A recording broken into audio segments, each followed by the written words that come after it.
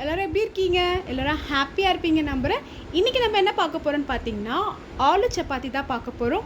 டேஸ்டியான டெலிஷியஸான இந்த ஆலு சப்பாத்தி சிம்பிளாக எப்படி பண்ணுறதுன்னு பார்க்கலாமா?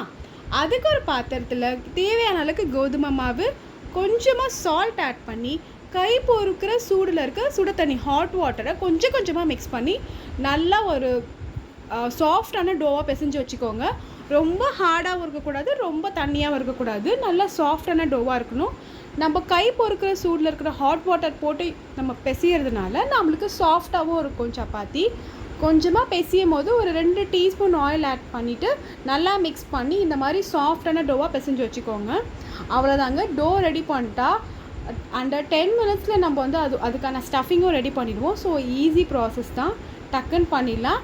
டோ நல்லா ப்ரிப்பேர் பண்ணி வச்சாச்சு, இதை க்ளோஸ் பண்ணி வச்சிடலாம். இப்போ ஆல் ப்ரிப்பரேஷன் பண்ணலாமா? அதுக்கு உங்களுக்கு எவ்வளோ உருளைக்கிழங்கு தேவையோ அது யூஸ் பண்ணிக்கோங்க. நான் யூஸ் பண்ணதுக்கு ஒரு 3 உருளைக்கிழங்கு எடுத்திருக்கேன்.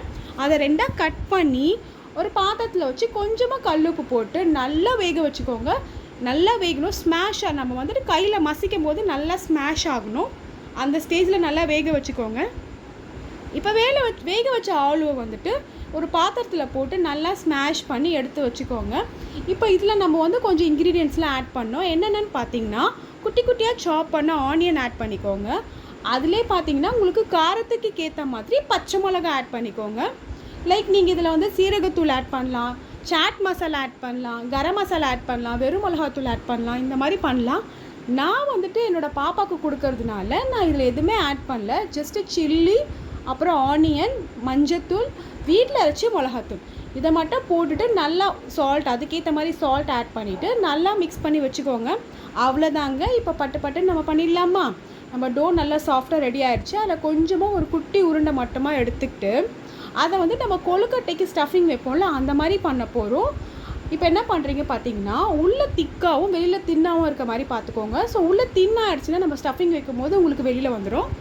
இந்த மாதிரி உருண்டை மாதிரி பிடிச்சிக்கிட்டு நல்லா நம்ம கொழுக்கட்டைக்கு மூடுற மாதிரி நல்லா மூடி இந்த மாதிரி ஃபுல்லாக சீல் பண்ணிவிட்டு உங்களுக்கு நீங்கள் முடிஞ்ச அளவுக்கு நீங்கள் கையிலேயே வந்துட்டு எவ்வளோ முடியுமோ அவ்வளோ ஸ்ப்ரெட் பண்ணிக்கோங்க.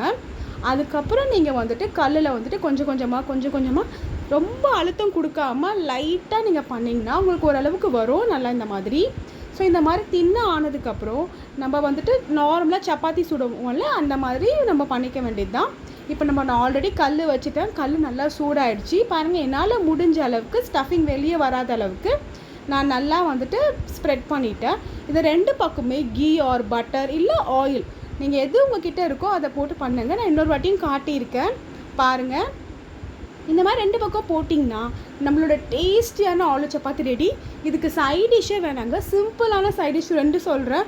ஒன்று பார்த்திங்கன்னா ஊறுகாய், மாங்காய் ஊறுகாயோட வச்சு சாப்பிட்டா சூப்பராக இருக்கும். இன்னொன்று பார்த்திங்கன்னா கேர்டு, நீங்கள் கேர்டு சால்ட்டு போட்டும் சாப்பிட்லாம். சால்ட் போட்டு கொஞ்சம் சாட் மசாலா, வெறும் மிளகாத்தூள் போட்டும் நீங்கள் டிப் பண்ணி சாப்பிட்லாம்.